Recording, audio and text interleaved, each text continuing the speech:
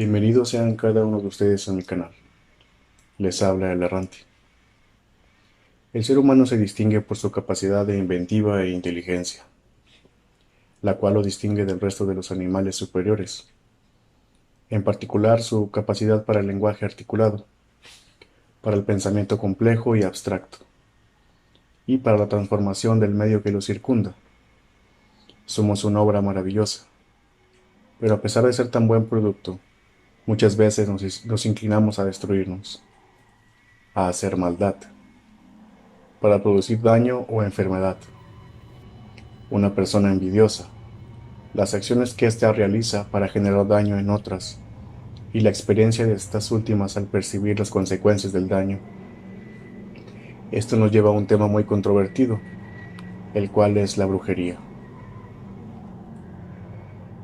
Los seres humanos creen en la brujería desde tiempos inmemoriales. Aunque las interpretaciones del fenómeno cambian según la cultura y la época, en la sociedad occidental, la brujería está asociada a la creencia en el diablo o en demonios, ya que la práctica se asocia con hechos que buscan causar el mal. Más allá de esta tendencia, en algunos casos también se suele hablar de dos tipos de brujerías, una benéfica y otra maléfica, como es el caso de la magia blanca y la magia negra. En última instancia, las prácticas de la brujería son similares a las acciones que realizan los magos, los hechiceros y los chamanes, ya que todas implican algún tipo de lógica que escapa a lo que se considera normal o natural.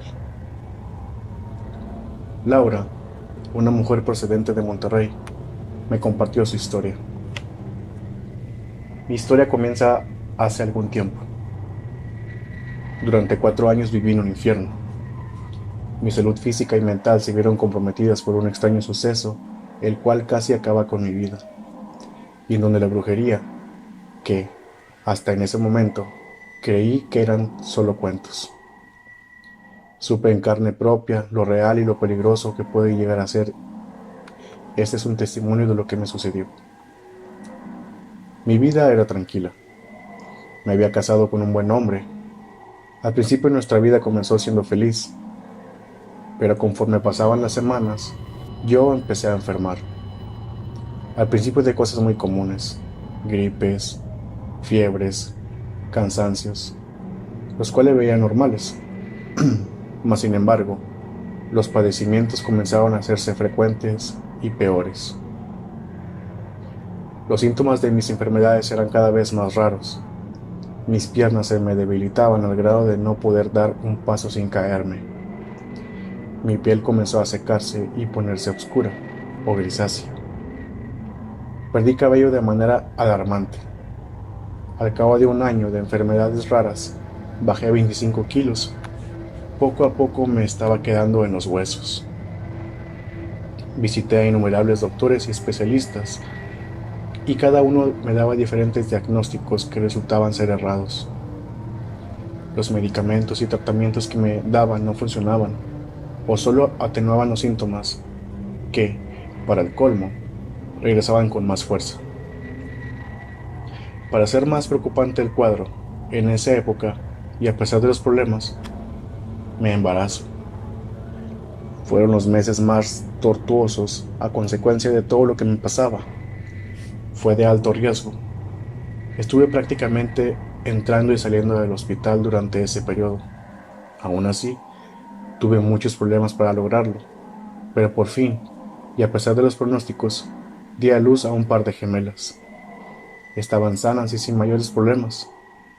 Eso significó un alivio para mí y me llenó de esperanza.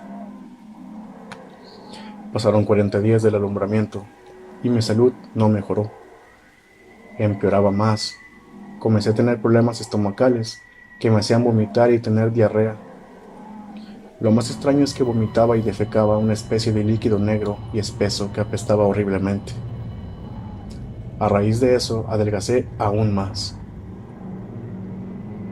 Las cosas en mi casa también empezaron a volverse horribles. Perdí mi empleo por no poder caminar. Mi cuerpo estaba tan debilitado que ni siquiera podía cargar o darles de comer a mis hijas. Aunado a eso, mi esposo comenzó a tratarme mal. Me insultaba, me hacía sentir culpable de lo que pasaba. Me decía en muchas ocasiones que era una pobre mujer, que le daba asco. En cierta forma lo entendía porque mi apariencia de ser una mujer llena de vida pasó a ser de una piltrafa, huesos forrados en una piel seca y maloliente, con un rostro ojeroso y cadavérico sin mucho pelo. Apestaba a orines, a vómito y a enfermedad.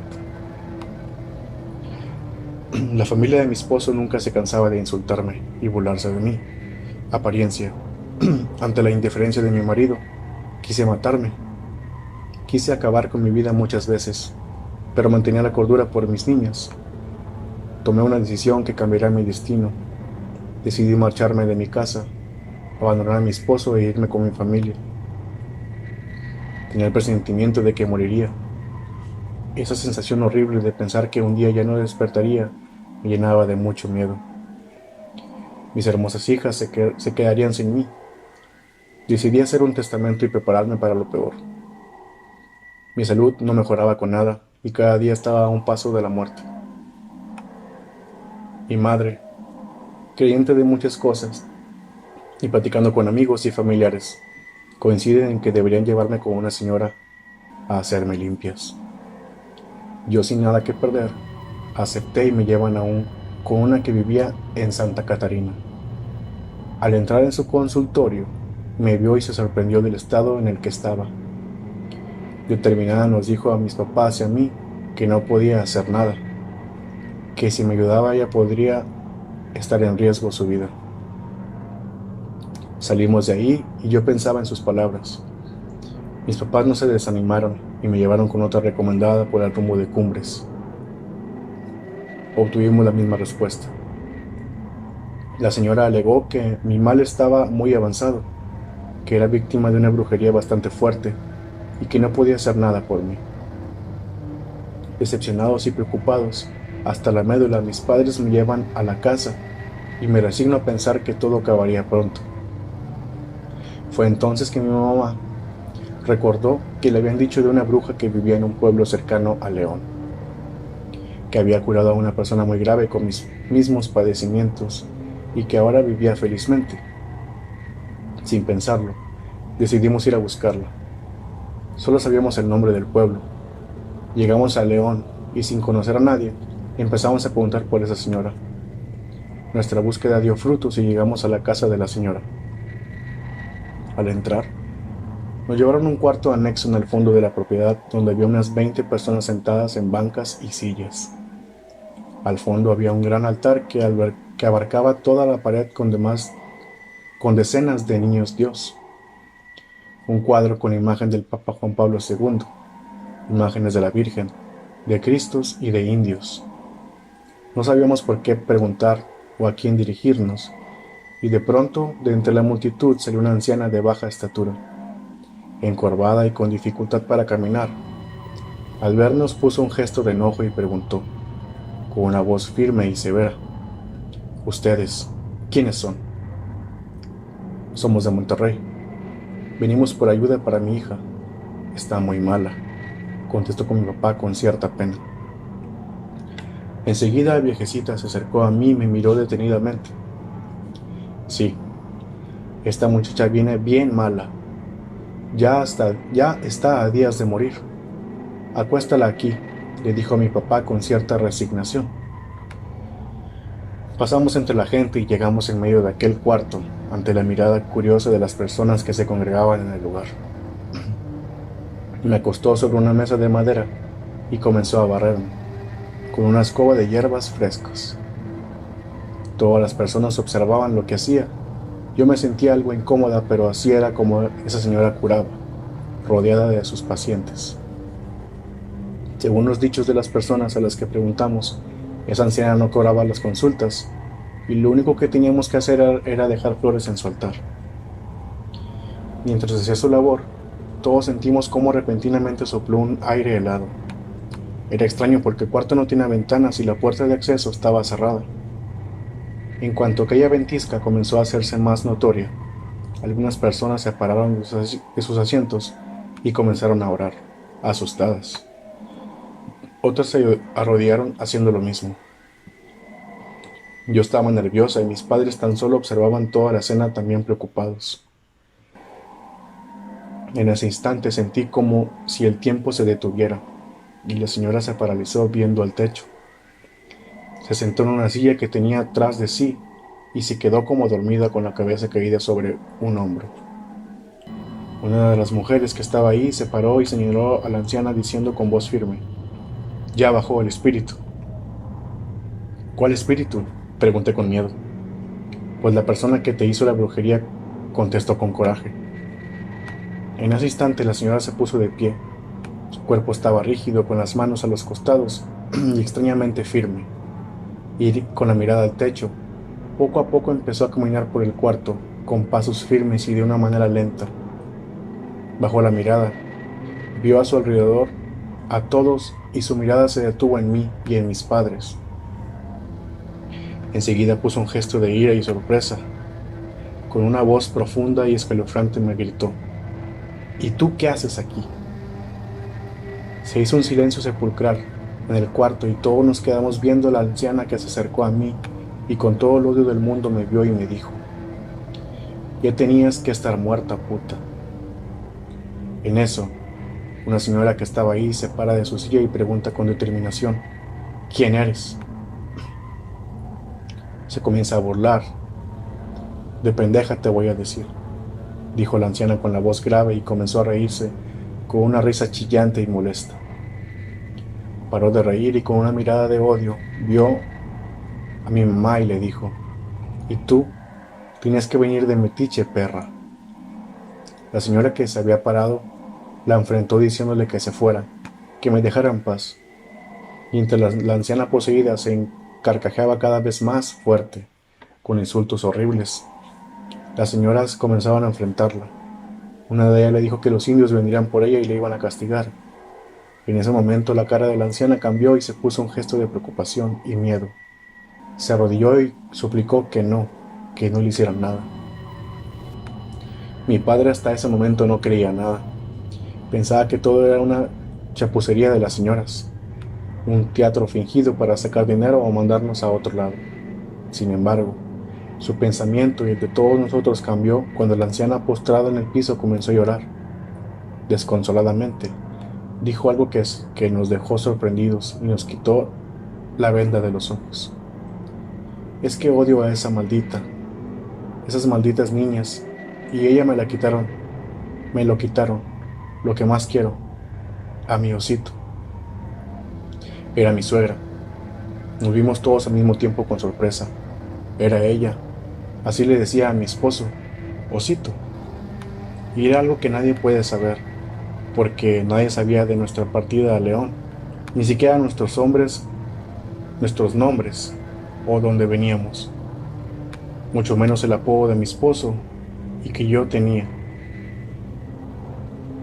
En eso la anciana se desmaya y cae en el piso agobiada. La gente le ayudó a reincorporarse y se dirigió a mí. «Tu mal es muy grave. Vas a tener que venir todos los días a hacerte unas limpias, por mes y medio. Tenemos que desbaratar los males que cargas y alejar al acechador». Ahí comenzó mi curación. Cada sesión era distinta a las demás. Ella me recorría con sus manos como sacudiéndome. Me estiraba la piel y sentía como si despegaran pedazos de mí. No me dolía, pero sentía el jaloneo. En ese entonces pesaba un poco más de 30 kilos. Mi rostro era completamente cadavérico, con ojos grandes, ojeras y mis ojos hundidos. Había perdido casi todo mi pelo. Mi piel, que era blanca, se había tornado grisácea. No podía caminar. Al hacerlo mis piernas se doblaban. Mi vagina estaba sin piel, al rojo vivo. Cualquier rozón era ardor y dolor. No podía sentarme o estar mucho tiempo de pie. Sangraba y no me cicatrizaba con nada. Eso era algo que la señora no sabía. Durante las sesiones, cada que me había limpiado, me decía la magnitud del trabajo y el mal que me habían hecho. Mi esposo tenía aversión por mí, porque habían enterrado un muñeco hecho de tela y cabellos míos cerca de un perro que tenían amarrado. y que cada que orinaba y defecaba, toda esa pestilencia afectaba la relación con mi esposo. Habían sacrificado y decapitado a un coyote. Su cabeza cercenada la habían puesto sobre otro muñeco. Toda la putrefacción había recaído sobre mí y eso afectaba mi rostro, mis facciones y mi piel, llena de pústulas para verme horripilante. Incluso no sé si fue la superstición, pero juraba que mis orejas se estaban estirando. Lo grisáceo de mi piel también reflejaba otro trabajo, en donde habían hecho otro fetiche de mí y lo habían asado en carbones curados para hacer brujería. Todo lo anterior iba encaminado a que mi esposo me despreciara, sintiera asco y repulsión hacia mí. El problema de mi vagina radicaba en el hecho de que en mi baño habían tirado otro trabajo, el cual poco a poco comenzó a despellejarme. Cualquier contacto con la piel me ardía horriblemente. Habían hecho otro muñeco con la intención de amarrar las piernas con alambre. De ahí la dolencia de mis piernas y la dificultad para caminar. Lo peor fue cuando la anciana, después de sobarme el estómago, empezó a devolver. En una cubeta saqué todo lo que tenía adentro, el atole negro apestoso que salía de mí. En ocasiones que tuviera espasmos terribles y vomitara con dolor. Cuando por fin terminó aquello, la anciana se acerca a mí y trae consigo la cubeta donde había devuelto, y el horror me invadió cuando vi que entre el líquido negro espeso que había sacado se movían renacuajos y pequeñas ranas que agonizaban entre aquella asquerosidad. Por esta razón no podía comer o alimentarme bien. Casi al finalizar el tratamiento, la anciana me pidió revisar a mis hijas para ver si no tenían ningún mal. A una de ellas la hizo toser y comenzó a sacar flemas. Al revisar nos dimos cuenta que había cosas raras entre la mucosidad. Eran pedazos de plástico, como de bolsa de supermercado.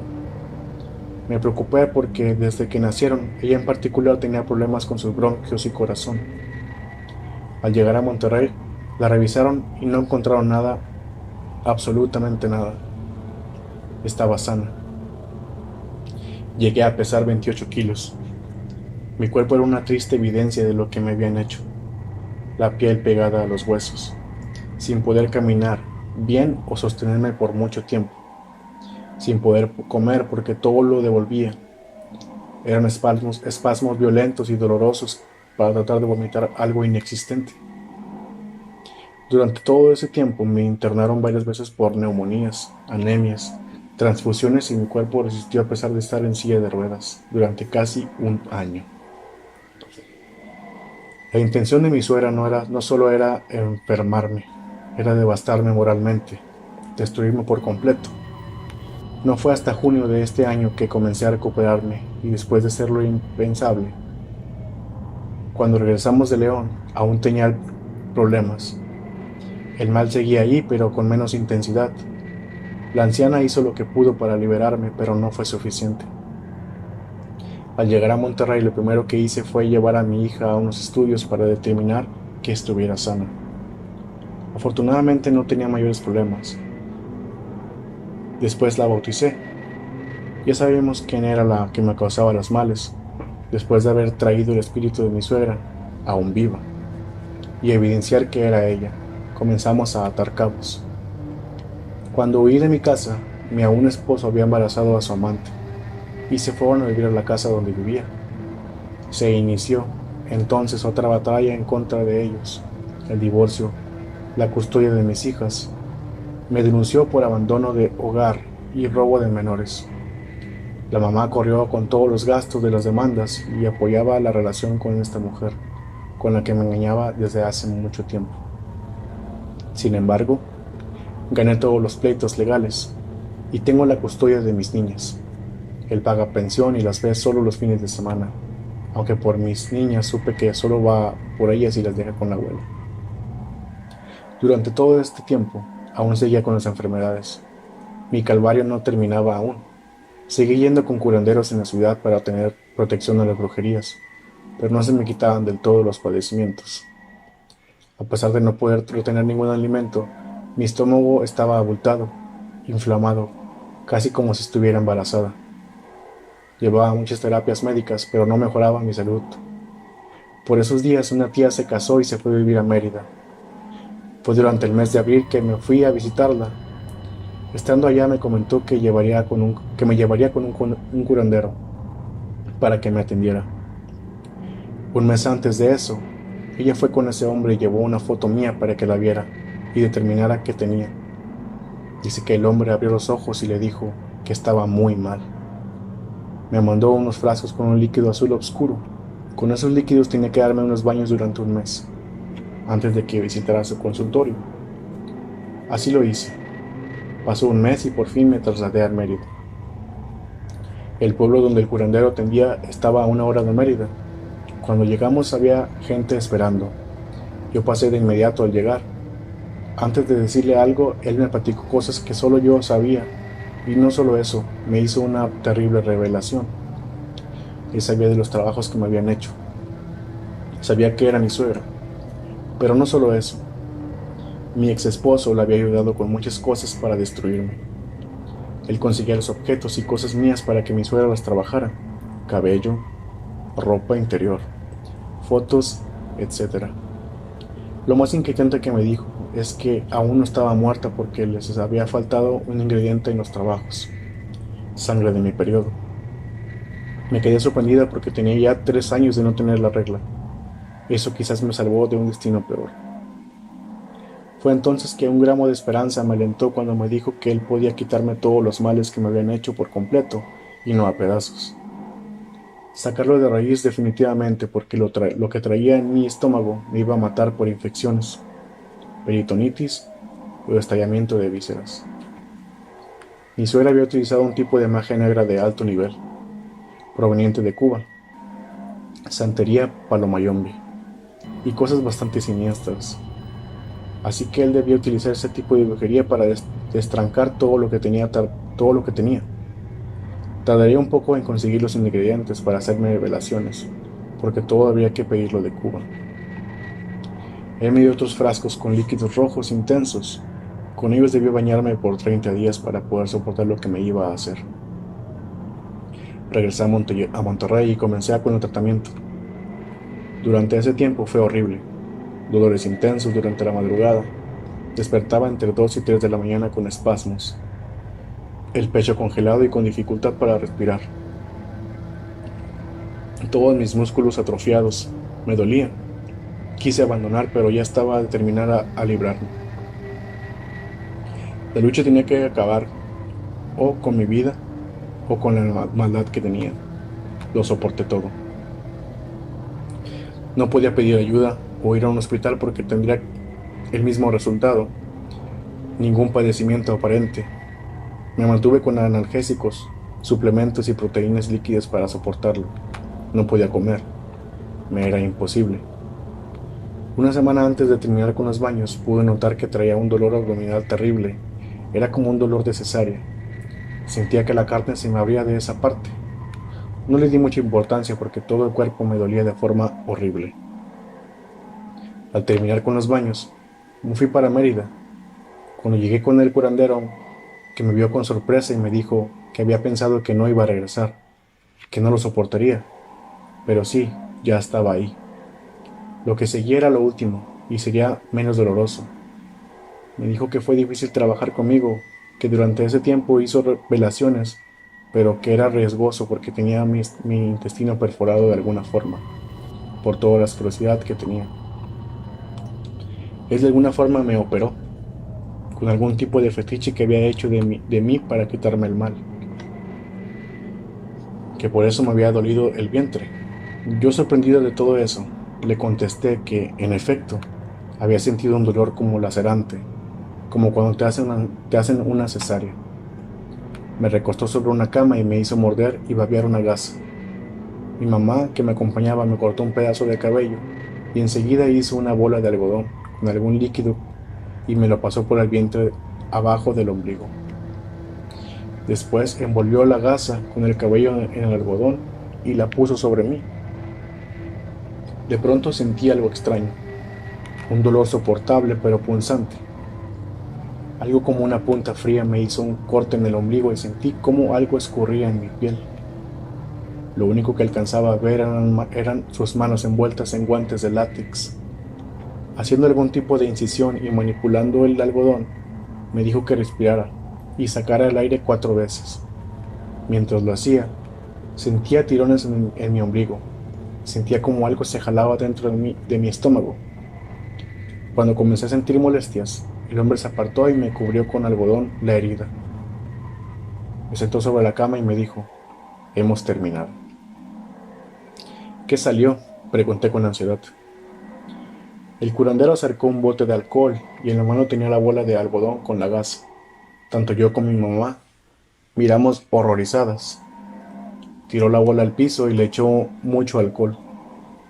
Después lo encendió. En el cuarto no había corrientes de aire porque estaba todo cerrado, y se hizo una gran llamarada. El fuego azul envolvió todo aquello. Cuando comenzaba a extinguirse aquella bola de algodón con la gasa, se puso negra, y de pronto comenzaron a salir cosas raras de él. Eran como gusanos que salían frenéticamente de aquel calor. Crecían y se retorcían agonizantes sobre el piso. Mientras unos se quemaban, los demás bailoteaban. Entonces lo entendí. Lo que salió de esa bola no fueron gusanos, eran serpientes. Serpientes pequeñas, escamosas y se retorcían. No lo podíamos creer mi mamá y yo. Lo único que hice fue tomarles una foto con el celular y me quedé sin habla. Eso era la brujería que traías. Serpientes. Era lo que te hacía vomitar y te hacía doler el estómago. Ya no cabían y buscaban la salida. Al subir por tu estófago, ellas mismas se bloqueaban y se retorcían, dijo el curandero, también sorprendido. De pronto me asaltaron unas ganas intensas de ir al baño.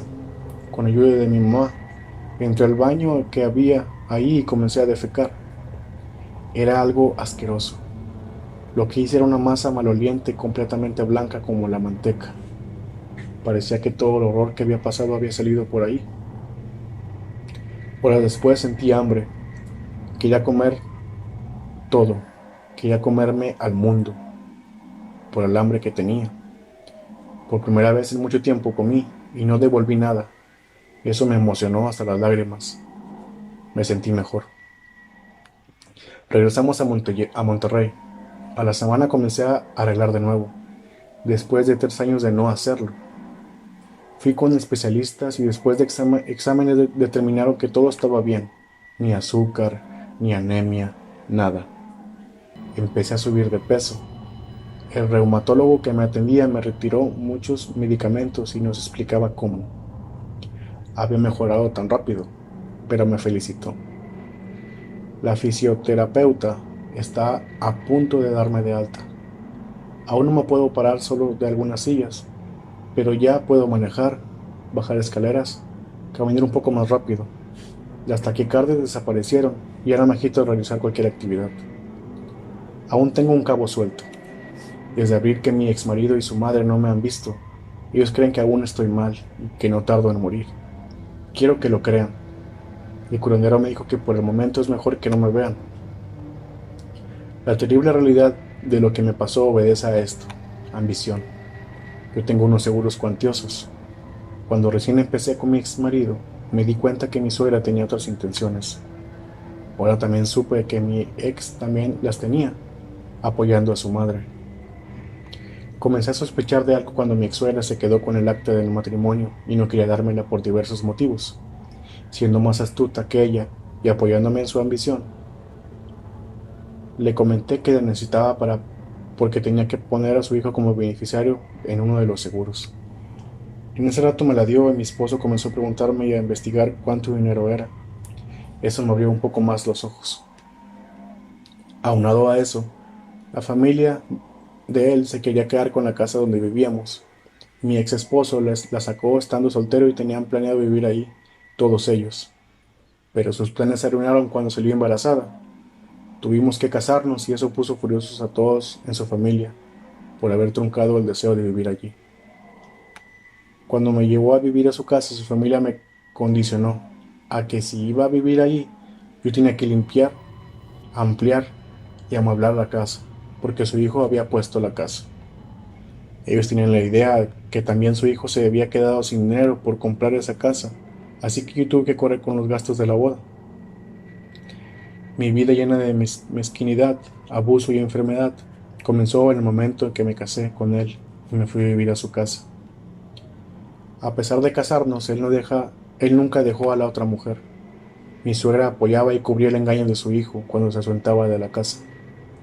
Yo no tenía intimidad con él. Cuando estaba en la casa eran maltratos psicológicos por mi malestar y aspecto físico, mientras me consumía en vida. Todos ellos me tenían en sus manos con abusos y maltratos, hasta que decidí huir de aquel infierno, refugiarme con mis padres y comenzar mi lucha para liberarme del mal que tenía impuesto. Lo logré a pesar de todo, sigo adelante. Mi ex esposo sigue con su mujer y su hijo. Sus padres viven con él. Ellos no saben que estoy bien y no quiero que se enteren.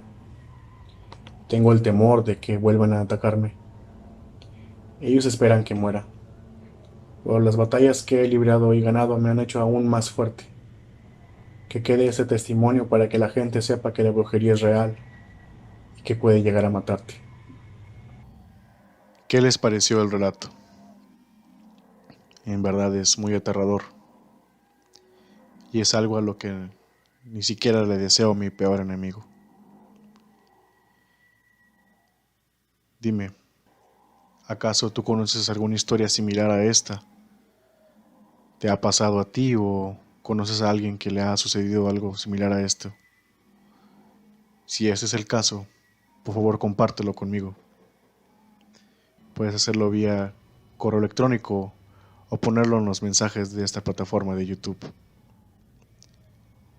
Para terminar, mando saludos a todos ustedes que me escuchan y les agradezco por tomarse un tiempo. Sin más, este fue El Errante.